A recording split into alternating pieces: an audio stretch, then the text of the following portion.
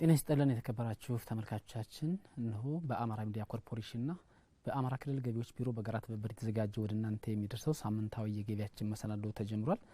በዛሬው ሳምንታዊ የገቢያችን መሰናዶም በአዲሱ የገቢ ግብር አዋጅ ዙሪያ የሚነሱ ሀሳቦችን እያነሳን ማብራሪያዎችን እያሰጠን አብረናችሁ ቆይታ እናደርጋለን። እነዚህን ሀሳቦች በተመለከተም ማብራሪያዎቹ እያካፈሉን አብረውን ቆይታ የሚያደርጉት በአማራ ብሔራዊ ክልላዊ መንግስት ገቢዎች ቢሮ አቶ እንግዳ ወርቅ ገዛኸኝ የታክስ ጉዳዮች አማካሪና አቶ ጌታቸው መስፍን የገቢ አሰባሰብና ክትትል ባለሙያ ናቸው።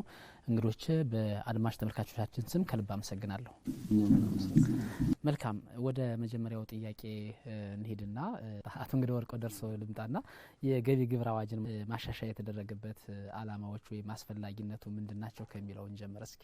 ግብር አዋጃችን ማሻሻያ ካደረገባቸው አላማዎች መካከል ወደ 7 አሉ።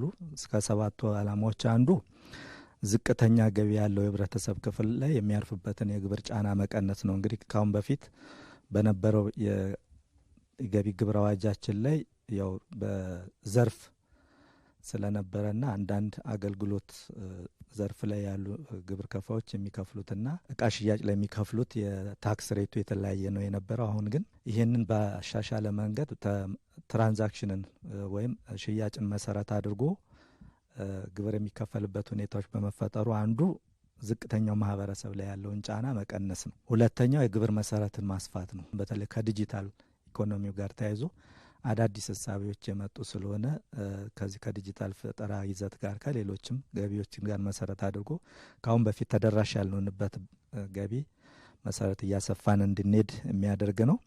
ሌላው ሶስተኛው የግብር ፍትሐዊነት ችግርን መቅረፍ ነው።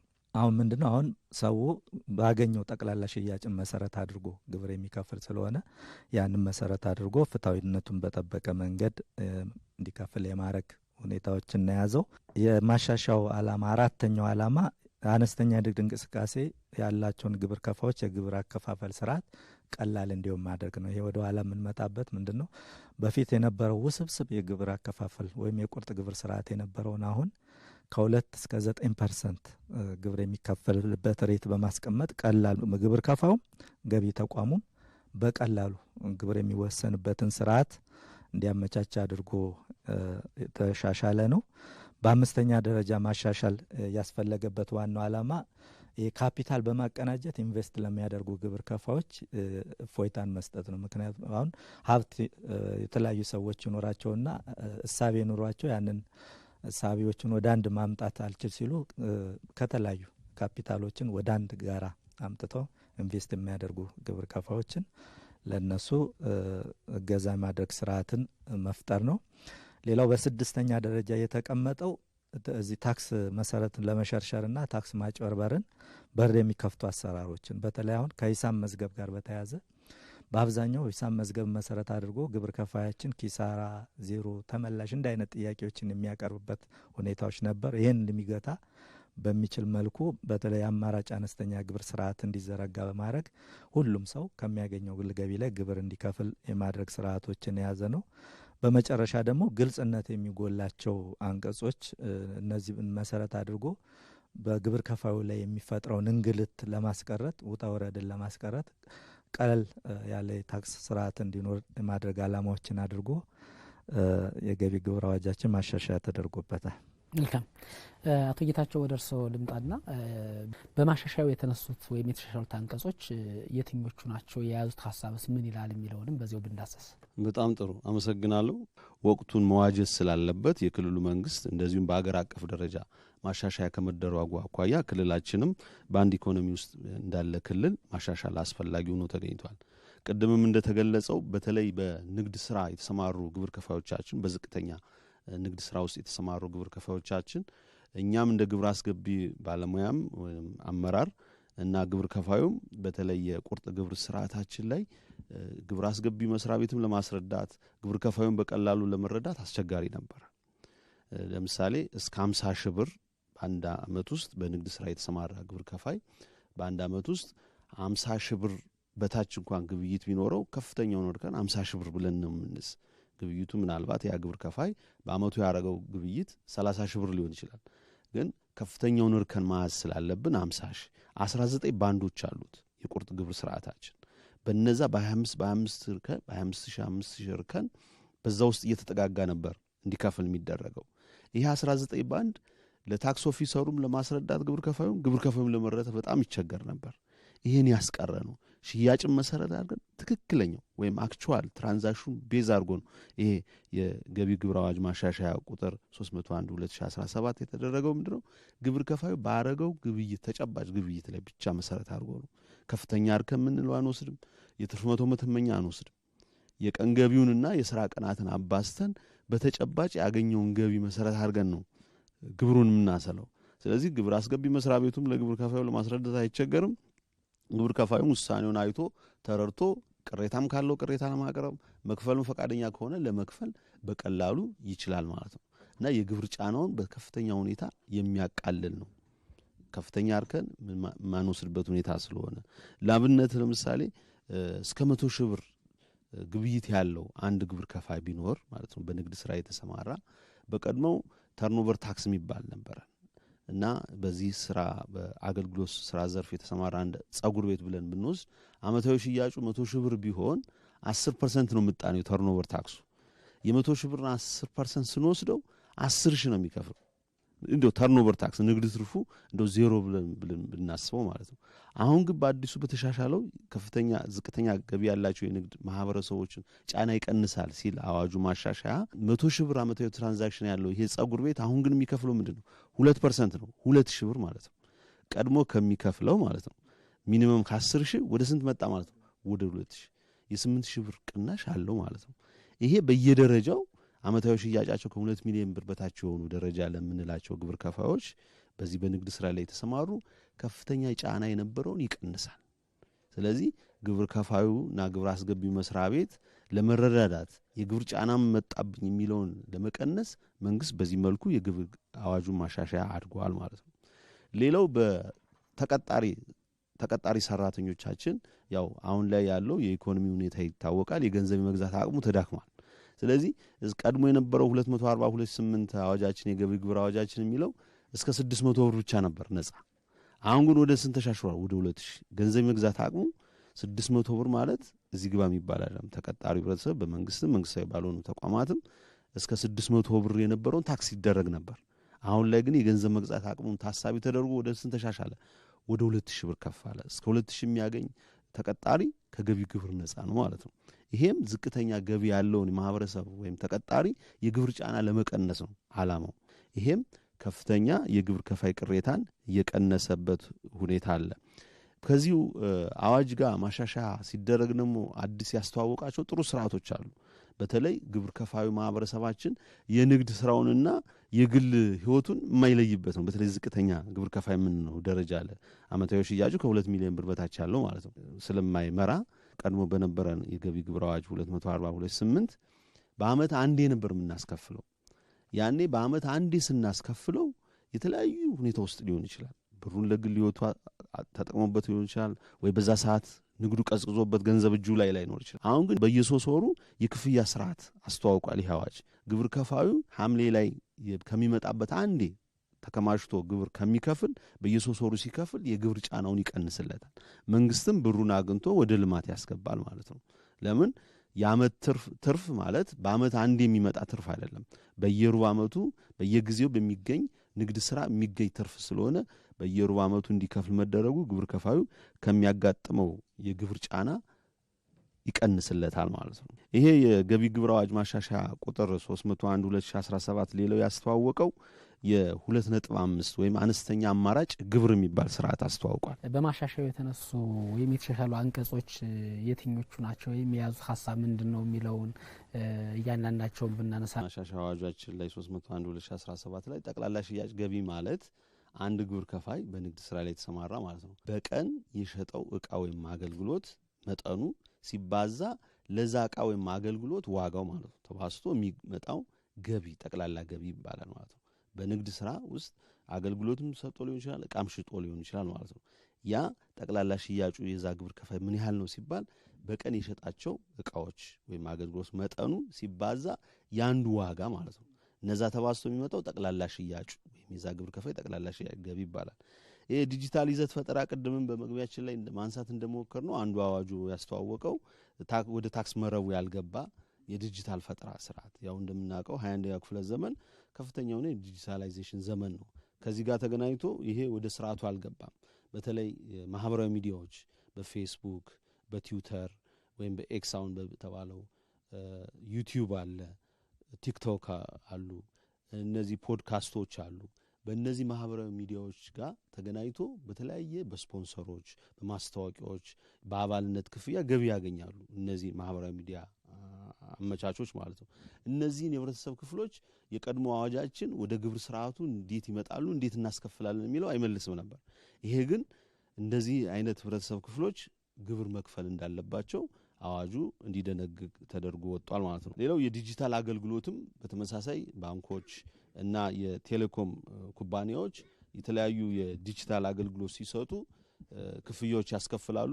ከዛ ዲጂታል አገልግሎት ጋር ተገናኝቶ ከሚሰጡት አገልግሎት ላይ ከሚያስከፍሉት ክፍያ ላይ ገቢ እንዲሰበስቡ ከሚያገኙት አገልግሎቱን ሰጠው ከሚያገኙት ገቢ ላይ ግብር የሚሰበሰብበት ሁኔታ አለ። ለምሳሌ ባንኮች አሉ እነ ቴሌብር ቴሌኮም ማለት ነው እንደ ኤምፒሳ እንደዚህ አይነት ዲጂታል አገልግሎት ሲሰጡ ከሚያገኙት ገቢ ላይ ለህብረተሰቡ ከሚሰጡት አገልግሎት ከሚያገኙት ገቢ ላይ ግብር ይከፍላሉ። እንደዚሁም ከአገልግሎቱ ላይ ተጠቃሚው ላይ ምን ያደርጋሉ ማለት ነው የተጨማሪ እሴት ታክስ ሰብስበው ለመንግስት ገቢ የሚያደርጉበት ስርዓት አለ። ስለዚህ እንዳጠቃላይ አዋጁ ብዙ ማሻሻያዎችን ያመጣና ለግብር ከፋዩም እንደዚሁም ለግብር አስገቢው መስሪያ ቤቱም ለአስተዳደር ምቹ ገቢውንም የሚያሳድጉ ነው ያገኘነው።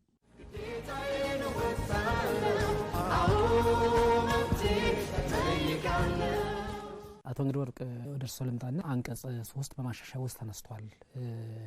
ይህ ደግሞ የግብር ከፋዮችን ደረጃ ነው የሚያነሳውና የግብር ከፋዮች ደረጃ ከዚህ በፊት በነበረው አዋጅም አለ በሁሉም ተነስቷልና ምንድነው ከበፊቱ የነበረው ለውጥ የሚለውንም እዛው አብረን እንቃኝ እስኪ። ያው የገቢ ግብር አዋጃችን 240 2008 ሶስት አይነት የግብር ከፋዮች ደረጃ እንዳለ ነው የሚያስቀምጠው። የደረጃ አመርሃ የደረጃ ለና የደረጃ ሌታዋ ግብር ከፋዮች ሲሆኑ ደረጃ ለና ደረጃ ሌታዋ ግብር ከፋዮች ሂሳብ መዝገብ የመያዝ ግዴታ ያለባቸው ግብር ከፋዮች ነበሩ።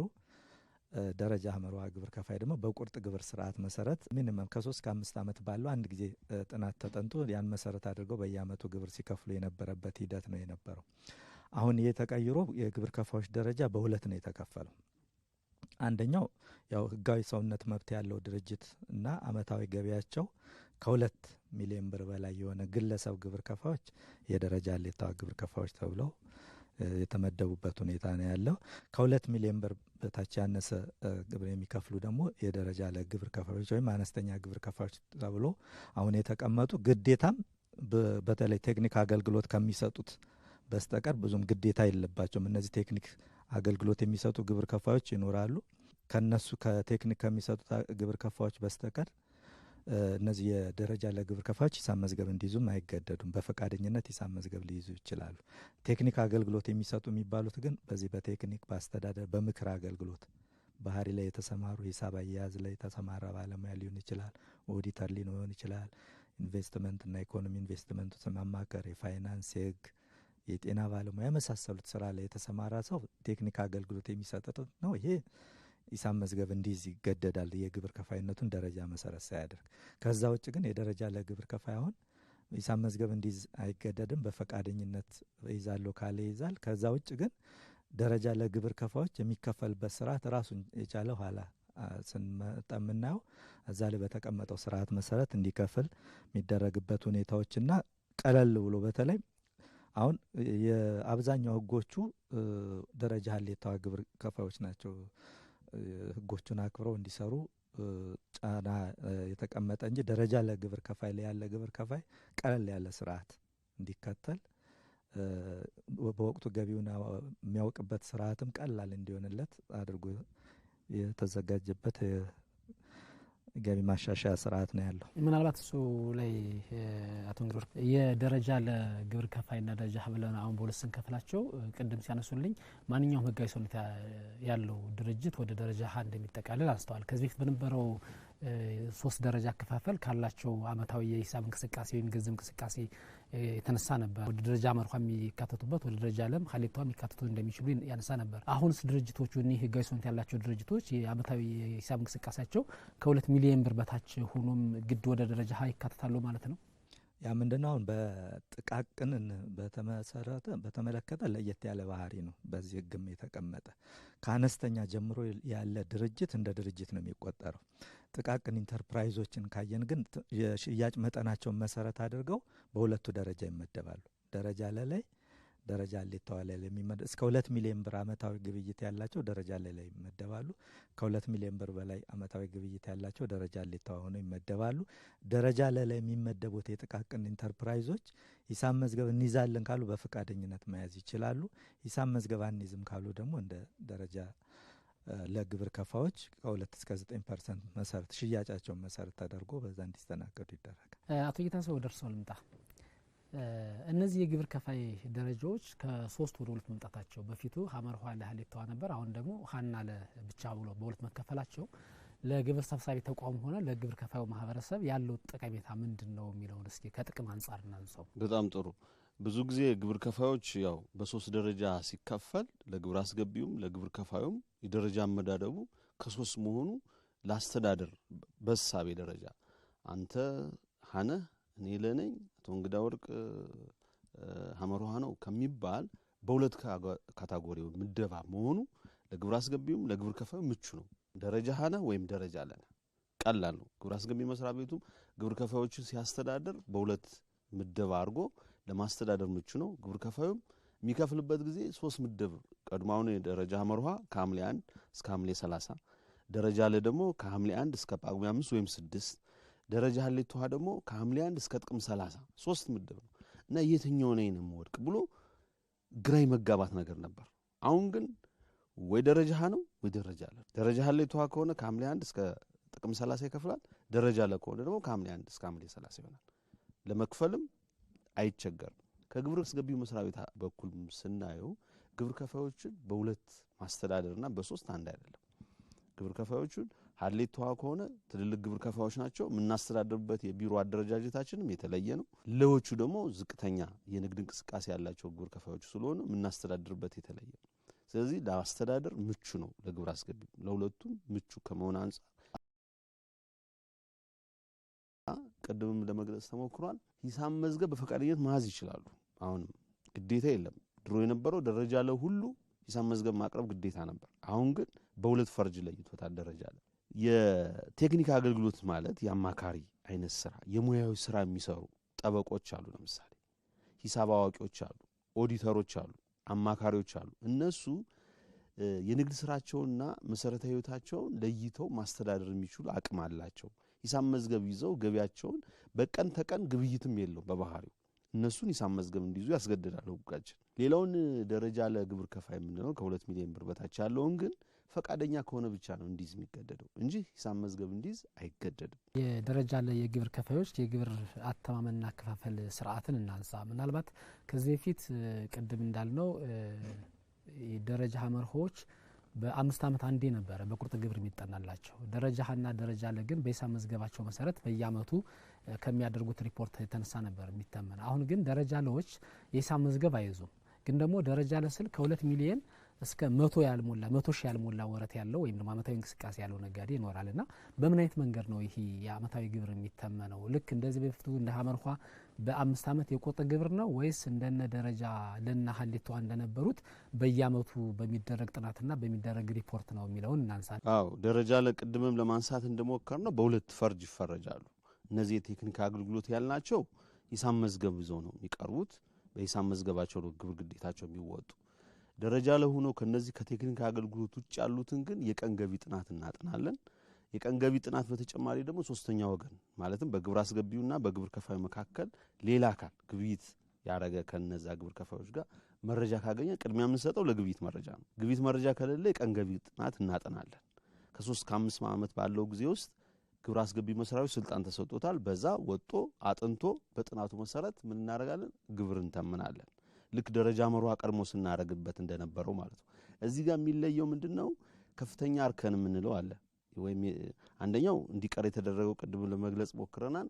የትርፍ መቶ ምጣኔ የሚባል አንጠቀምም ከፍተኛ አርከን የሚባለውን ማንወስድም ተርኖቨር ታክስም አይኖርም የቀን ሽያጩን የዛ ግብር ከፋይ የቀን ሽያጩ ይጠናል የቀን ሽያጩ ሲባዛ ለእያንዳንዱ ዘፍ የሥራ ቀናት አሉ በሥራ ቀናቱ አባስተን አመታዊ ሽያጩ እናገኛለን በዛ አመታዊ ሽያጩ ከ2 እስከ 9% ከ2 እስከ 100 ሺህ ብር 2% እያለ ከ2 እስከ 9% አለ ግብይታቸው 2 ሚሊዮን ብር ከሚሞላ በፊት ያለው ማለት ነው በዛ አርከን ውስጥ ያስገባ በጣም ቀላል ለመረዳት መደመር መቀነስ ማካፈል የሚችል ሰው በቀላሉ መረዳት በሚችል ኢዚሊ ሊረዱት በሚችል ግብር አስገቢው ማስረዳት በሚችል በትመልኩ በዛ አርገን ውሳኔን ልክለታለን ውሳኔውን ደም ላይ ቅሬታ ካለው ቅሬታ ስርዓት አለ በቅሬታ ምላሽ ተሰጥቶት ካረቀ ወደ ይግባኝ እስከ ፍርድ ቤት የሚሄድበት ሁኔታ አለ እና የቀንገቢ ጥናቱ ወይም የቁርጥ ግብር ስርዓቱ አለ ጥናትን የቀንገቢ ወይም ሽያጭን መሰረት አድርገን ምናስከፍልበት ስርዓት ነው ማለት ነው ነገር ግን ቅድም እንዳልኳችሁ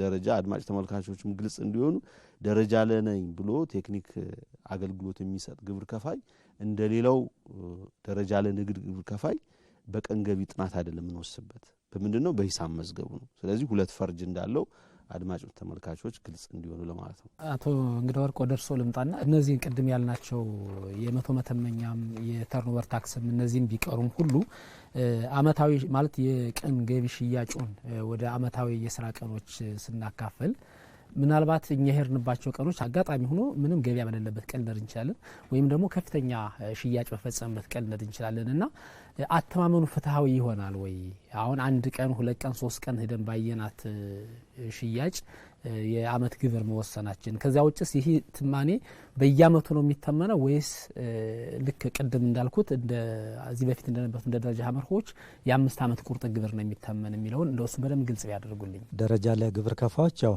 በቀን ገቢ ጥናትና በሶስተኛ ወገን ግብይት መረጃ መሰረት አድርጎ ግብር ይወሰናል ግብር ሲወሰን ግን አዋጁ አመላክቶት ሄደ ምንድነው መስተዳደር ምክር ቤቱ በየአመቱ እንዲጠና ሊወስን ይችላል ኦር የግሽበት ማስተካከያን መሰረት አድርጎ ሊወሰን ይችላል እንግዲህ ምንድነው የሚሆነው ዘንድሮ ይጠናል ለምሳሌ አሁን ዘንድሮ ካጠናም በኋላ ወደ 400 ምናምን ሺህ ግብር ከፋይ ነው እና 400 ሺህ ግብር ከፋይ የገቢ ተቋሙ ተደራሽ የማይሆን ከሆነ በግሽበት ማስተካከያ ስሌት መሰረት ሊሆን ይችላል ማለት በዚህ አመት ግሽበት ምን ያህል ነው የነበረው ከባለፈው አመት ዘንድሮ ምን ያህል ግሽበት ነው ያለው ብሎ የገንዘብ መግዛት አቅምን መሰረት አድርጎ ማስተካከያ ሊደረግ ይችላል ወይም ሊጠና ይችላል ይሄ በቀጣይ ነው የሚወሰነው ያ መሰረት ተደርጎ ጥናቱን በሚመለከት ግን ምንድነው ጥናት ሲጠና ወቅታዊ ሁኔታውን ታሳቢ ተደርጎ ነው አማካዩ ይታያል ምንድነው ምን ሰዓት ከፍተኛ እንቅስቃሴ ያለው ምን ሰዓት ዝቅተኛ እንቅስቃሴ ያለው ምን ሰዓት ደግሞ መካከለኛ ገቢ ነው ያለው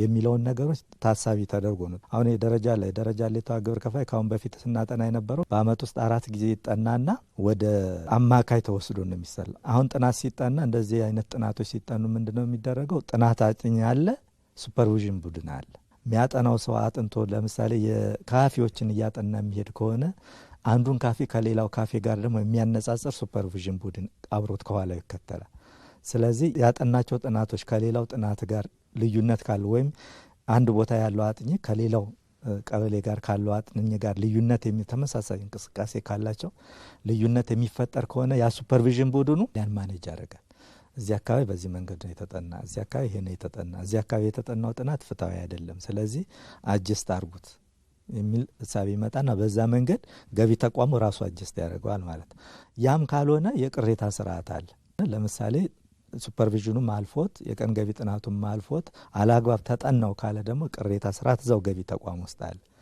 ለቅሬታ ስርዓት ይቀርብና ቅሬታ ስርዓት ኮሚቴው አይቶ ያንን አመዛዝኖ ውሳኔ ይሰጥበታል ያ ማልሆንም ካለ ደግሞ የይግባኝ ስርዓት አለ ይሄ ደግሞ የይግባኝ ስርዓቱ ከገቢ እስከ ቅሬታ ስርዓቱ ያለው የገቢ ተቋሙ ሰው ነው ይግባኝ ስርዓቱ ከተለያዩ ተቋማት የተወጣጣ ገቢ ተቋሙ አስረጅ ሆኖ የሚቀርብበት ሌላ ተቋም ሆኖ ያለው ሰው የሚያይበት ስለሆነ እነዚህም በሙሉ እየታየ ፍትሃዊነቱን እንዲጠብቅ የማድረግ ስራዎች ይሰራሉ ደረጃ ላይ የቴክኒክ አገልግሎት የሚሰጡት እና የሽያጭ የንግድ ትርፍ ግብር የሚከፍሉ ብለን በሁለት ከፍለናቸዋልና እነዚህ የቴክኒክ አገልግሎት የምንላቸው እነማን ናቸው ለነማን ነው የቴክኒክ አገልግሎት የምንሰጥስ የሚለውን አብረን ብናንሳ ያው ቴክኒክ አገልግሎት የማስተዳደር የምክር አገልግሎት አሁን ለምሳሌ ጥብቅና አገልግሎት የሚሰጥ ሂሳብ መዝገብ የሚያዘጋጅ ኦዲት የሚያደርግ ህክምና አገልግሎት የሚሰጡ እነዚህ ቴክኒክ በባህሪያቸው ቴክኒክ አገልግሎት ነው የሚሰጡ እና እነዚህን የቴክኒክ አገልግሎቶች በቀን ገቢ ጥናት ገቢ ይሄን ያለው ብለ ልትላቸው አችልም እንደሌላው አሁን ስኳር በኪሎ በቀን ይሄን ያለ ኪሎ ስኳር ትሸጣለህ 1 ኪሎ ስኳር ይሄን ያለው በአመት ይሄን ያለው ከዚህ ተመስጠ ግብር ትከፍላለህ የምትለው አይደለም ሙያው በባህሪው ስለዚህ ይሄ ምንድነው ኃላፊነቱ የተሰጠው ለራሱ ነው በቃ በዚህ ስራ የተሰማራ አካል እኔ በቀን ገቢ ጥናት አጥንቼ ግብር መወሰን አልችልም ስለዚህ ሂሳብ መዝገብ አዘጋጅተህ ራስህ ነህ እንደገና የተለየ ባህሪም አለው ወጪውም የተለየ ባህሪ አለው አንድ ሂሳብ አዋቂ ያን ሂሳብ መዝገብ ሲያዘጋጅ የሚያወጣው ወጪ አለ በአንድ በጥብቅና የተሰማራ ሰው ያንን ሲሰራ የሚያወጣው ወጪ አለ ሌላም በሕክምና ሙያ የተሰማራ ሰው በሌሎች አገሉ በመንድስና በአርኪቴክቸር በእንደዚህ የተሰማራ ሰው ያን ስራ ሲሰራ የሚያወጣው ወጪ አለ እንደነዚህ አይነት ነገሮች ሰነድን መሰረት አድርገህ ማስተናገድ ካልቻልክ በግምት የምትወሰነው አይደለም ባህሪው የነዚህ ሰዎች የሂሳብ መዝገብ ታማኝነትስ በምን ነው የሚረጋገጥ የሚለው እንምጣ የቴክኒክ አገልግሎት የሚሰጡ ግብር ከፋዮች በባህሪያቸው ሙያ ፕሮፌሽናል ናቸው ሙያ ናቸው እና በጣም ትልቅ ኃላፊነት አለባቸው በዚህ ሀገር ላይ ከሌላው ደረጃ ለግብር ከፋይ ለይተን ሂሳብ መዝገብ እንዲይዙ ያረግናቸው ሙያዊ ኃላፊነታቸው ትልቅ ኃላፊነት ነው አንድ ሐኪም ወይም አንድ ኦዲተር ወይም አንድ ሂሳብ አዋቂ ያለበት ወይም ጠበቃ ትልቅ ኃላፊነት አለበት እና እሱን ያላመነ መንግስት ማንን ሊያምን ይችላል ነው ዘን ትልቅ ኃላፊነት ሰጥቶታል የራስ ታክስ ሌታቸውን ራሳቸው ወስነው ያምጡ ነው ግብሩን እኔ ሳይሆን መወስንላችሁ እናንተ ሂልናችሁና ፈጣሪያችሁን ፈርታችሁ በትክክለኛው ሂሳብ መዝገባችሁን አሳውቃችሁ ከሌላው ለይቼ እናንተን አምናለሁ ሂሳብ መዝገባችሁን ሰርታችሁ እነሱም ይታመናሉ ሂሳብ መዝገብ ከሰሩ ሌላው ነገር ግን እነዛኞቹን ግዴታማ ያልጣለበት ቀን ተቀን ህይወታቸውን ከመሰረታዊ ህይወታቸው ጋር ለይቶ መኖር አይችሉም እነዚህ ግን በባህሪው ቀን ተቀን እንደዛኛው ንግድ ስራ በቀን ተቀን የሚደረግ ግብይት አይደለም በአንጻራዊነት ማለት ነው ስለዚህ እነዚህ በግብይታቸው በደረሰ ላይ ተመስርተው ማድረግ ይችላሉ አንጻራዊ ግን ሲያረጉም ደግሞ ሙያዊ ኢቲክስ አላቸው ስነ ምግባር አላቸው ስለዚህ እነሱን አምናለሁ አምኜ ግን የራስ ታክስ ሌት ይዘው እንደመጡት ሁሉ መንግስት ኦዲት አድርጎ ትክክል ከሆነ የናንተ ውሳኔ የራስ ታክስ ሌታችሁ ሰልፍ አሰስ ያደረጋችሁት ትክክል ነው ብሎ ይቀበላቸዋል ትክክል ካልሆነ ስነ ምግባራቸውን ጥሰው ከሆነ ግን ምን ያደርጋል ገቢ ተቋሙ መረጃ ያፈላልጋል ሶስተኛ ወገን መረጃ ምንለው ማለት ነው በግብር ከፋዩና በእኛ በግብር አስገቢው መስሪያ ቤት መካከል ያለ ሶስተኛ አካል ስለነሱ መረጃ ካገኘን ምንድነው የምናደርገው የፍትሐብሔርም የወንጀል ኃላፊነትም እናሳርፋለን ስናምናችሁ ካላታመነ ያግብር ከፋይ ምን እናደርጋለን አስራር እርምጃ እንወስዳለን የወንጀልም ኃላፊነት እናሳርፍባቸዋለን ግን እኛም ቅድሚያ የምንሰጠው ግን እናምናለን አምነን ካልታመኑ ደግሞ ህግን እርምጃ ይወስዳል ማለት ነው በዛ መልኩ ነው መረጃ ስርዓታችን እያደራጀን ነው በዛ መረጃ ስርዓት በልዩነት ወስነን ምናስከፍልበት አሰራር ስርዓት አለን ማለት ነው